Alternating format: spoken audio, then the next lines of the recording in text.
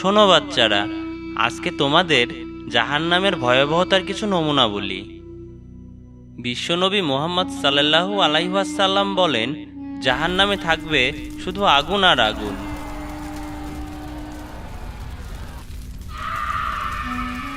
সেখানে জালিমদেরকে বারবার পোড়ানো হবে।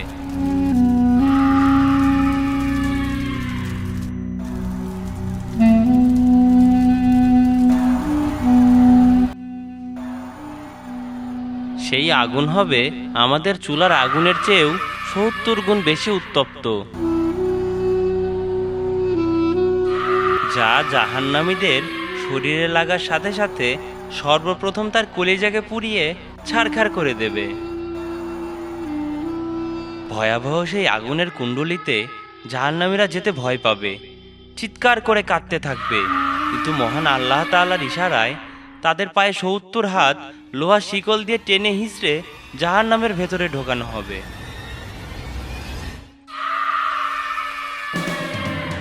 কারো মাথায় উত্তপ্ত গরম পানি ঢালা হবে, কারো বা বিশাল হাতুড়ি দিয়ে মাথায় ও কানের নিচে আঘাত করা হবে। কাছে আসবে মৃত্যু যন্ত্রণা, কিন্তু তার মৃত্যু ঘটবে না। তো বাচ্চারা, আশা করি তোমরা বুঝতে পারলে জাহান্নামের ভয়াবহতা সম্পর্কে। তোমরা সবাই চেষ্টা করবে জাহান্নাম থেকে বাঁচার জন্য।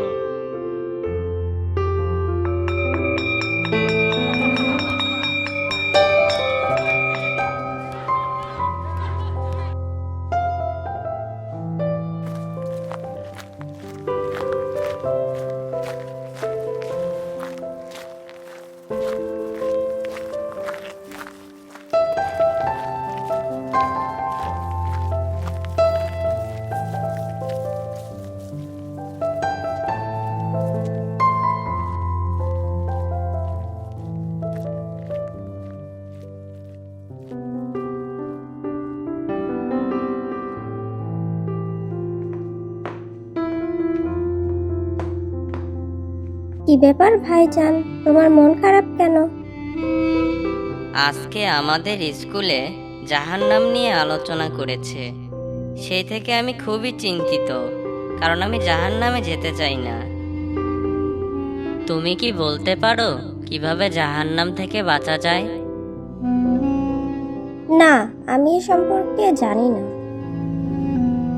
তাহলে চলো আমরা আব্বাজানের কাছে যাই, তিনি অবশ্যই আমাদের চিন্তামুক্ত করতে পারবেন।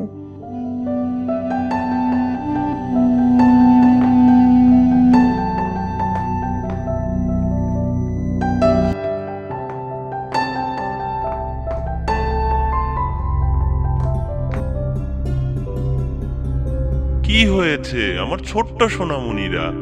তোমাদের এমন চিন্তিত দেখাচ্ছে কেন? জানেন আব্বাজান, আজকে আমাদের স্কুলে জাহান্নামের ভয়াবহতা নিয়ে আলোচনা করলো। স্যার বললেন জাহান্নামীদের শাস্তি ও তাদের খাবারের কথা। জাহান্নামীদের উত্তপ্ত আগুনে ফেলে দেয়া হবে। তাদের নাকি জাক্কুম নামক ফল খেতে দিবে এবং পান করানো হবে ফুটন্ত গরম পানি, যা তাদের নাড়িভুড়িকেও গলিয়ে ফেলবে।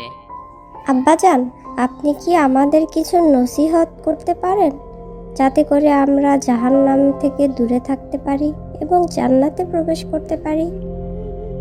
তোমাদের উৎসাহ দেখে আমি সত্যি খুব খুশি হলাম।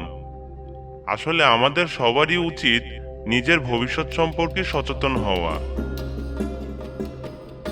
আমাদের জানা উচিত আল্লাহ তাআলা আমাদের কেন সৃষ্টি করলেন, আর কিভাবে আমরা জান্নাতে প্রবেশ করতে পারি এবং জাহান্নাম থেকে দূরে থাকতে পারি। তবে কি আপনি আমাদের সাহায্য করতে পারেন আব্বাজান? হ্যাঁ, আমি ইনশাআল্লাহ তোমাদের সাহায্য করতে পারবো। প্রতিদিন খুব সামান্য কিছু আমল করলেই আমরা জান্নাতে প্রবেশ করতে পারি এবং জাহান্নাম থেকে দূরে থাকতে পারি। তোমরা প্রতিদিন ৫ ওয়াক্ত ফরজ সালাত শেষে পড়বে আয়াতুল কুরসি কারণ নবী সাল্লাল্লাহু আলাইহি ওয়াসাল্লাম বলেছেন, যে ব্যক্তি ফরজ সালাত শেষে আয়াতুল কুরসি পড়ল, তার জান্নাতে যাওয়ার মধ্যে একমাত্র বাধা হলো মৃত্যু। আব্বাজান, আমাদের আরো কিছু নসিহত করুন। তোমরা প্রতিদিন সকালে এবং সন্ধ্যায় পড়বে সাইয়দুল ইস্তেগফার। কারণ নবী সাল্লাল্লাহু আলাইহি ওয়াসাল্লাম বলেছেন, যে ব্যক্তি প্রতিদিন সকাল এবং সন্ধ্যায় সাইয়দুল ইস্তেগফার পড়ল, সে ওই দিনে বা রাতে মারা গেলে অবশ্যই জান্নাতি হবে। আব্বাজান, আপনার কথা আমরা অবশ্যই মেনে চলবো। তবে আমার ভয় হচ্ছে, আমরা কিভাবে কবরের আযাব থেকে মুক্তি পেতে পারি? যদি তোমরা প্রত্যেকদিন রাতের বেলায় ঘুমানোর পূর্বে সূরা মুলক তেলাওয়াত করো, তবে এই সূরা তোমাদের হয়ে কবরের আযাব মাফ করার জন্য আল্লাহ তাআলার কাছে সুপারিশ করবে। আব্বাজান, আমি সারাদিন অনেক পেরেশানি এবং দুশ্চিন্তার মধ্যে দিয়েছিলাম। আপনার কথা আমি মনোযোগ দিয়ে শুনেছি এবং আপনার নসিহত করা আমলগুলো আমি অবশ্যই মেনে চলব, এবং আমি আমার বন্ধুদের সাথে জাহান্নাম থেকে বাঁচার এবং জান্নাতে প্রবেশ করার আমলগুলো অবশ্যই আলোচনা করব। ঠিক আছে, এখন অনেক রাত হয়েছে, তোমরা চলো খাবার খেয়ে নাও, তোমাদের আম্মা বসে আছেন।